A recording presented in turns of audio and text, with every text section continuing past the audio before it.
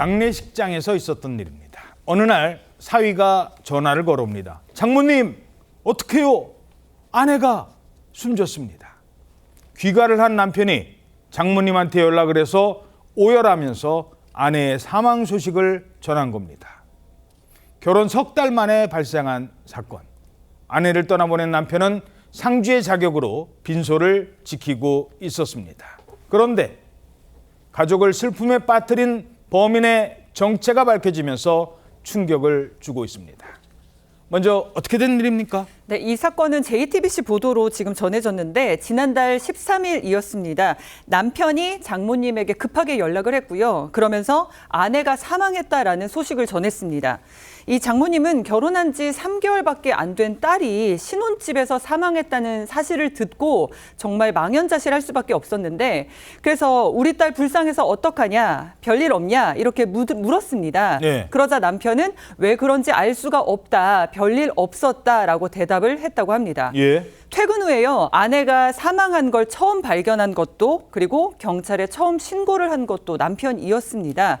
결혼한 지 3개월 만에 아내를 떠나보낸 남편은 상주 자격으로 빈소를 지키기도 했습니다. 자, 그런데 빈소를 차린 지 하루 만에 남편이 체포가 돼요? 예, 그렇습니다. 아내는 이제 사고사한 게 아니라 살해당했던 겁니다. 그리고 경찰이 지목한 범인이 바로 남편이었던 것이고. 남편이 그래서 상주 자격으로 아내의 그 빈소를 지키고 있다가 장례식장에서 체포가 된 겁니다. 근데 이게 처음에 이제 남편이 신고를 했잖아요. 그래서 경찰이 출동했을 때 그때부터 경찰에 의심을 했던 거예요. 근데 남편이 제가 그런 거 아니다. 왜 제가 잘못했다고 하는 거냐라면서 계속해서 부인을 했다고 합니다. 그러면서 태연하게 장례식까지 치르다가 결국 장례식장에서 긴급 체포되고 말았습니다. 아, 결국 장례식장에서 경찰이 와서 상주를 체포해 갑니다. 근데 그때 체포되는 그 상황에서도 뻔뻔한 모습을 보였다고 합니다. 체포돼 가면서 옆에 계신 장모님한테 인사까지 했다고요?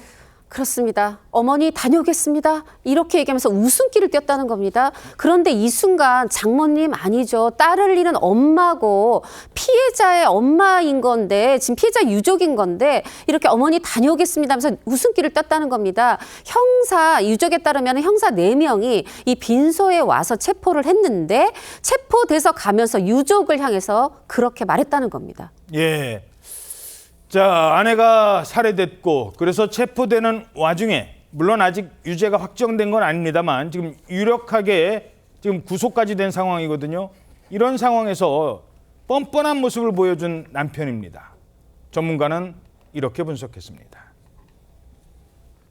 뭔가 잘못됐다, 드디어 올 게 왔구나 이렇게 생각을 했을 텐데 그럼에도 불구하고 시무룩한 그런 모습을 보인다든가 그렇게 되면 오히려 경찰에 가서 자기의 행동을 합리화하거나 범행을 은폐하는 데 있어서 자신감이 더 떨어질 수 있기 때문에 그러한 그 심리에서 평소와 같이 자기 장모님을 향해서 다녀오겠습니다라고 모습을 보인 것으로 그렇게 생각이 듭니다. 자, 상주 역할까지 태연하게 게다가 사건 은폐 정황도 곳곳에서 드러나고 있어요. 그렇습니다. 남편은 이 사건이 발생을 하고 나서 장모님한테 이제 오열을 하면서 아내가 죽었다 이렇게 연기를 했었고요.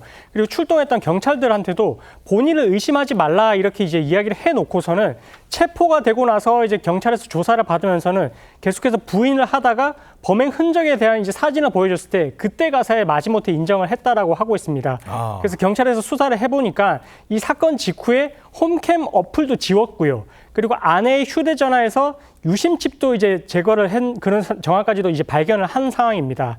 그 사건이 발생하고 나서 본인이 뭐 성적인 부분 관련해서 뭐 술을 먹고 우발적으로 이런 범행을 저질렀다라고 했는데 어쨌든 이런 부분들에 대해서는 지금 너무나 이제 증거 인멸을 했던 정황에 비춰볼 때 계획 범죄라고 볼 수 있는 정황들이 좀 있는 것 같고 그래서 수사기관에서는 구속을 하고 나서 현재 이제 재판에 회부를 한 상태이고요. 그리고 지금 피해자 유족들도 계속해서 엄벌에 처해달라 이렇게 탄원을 하고 있는 상태입니다. 예.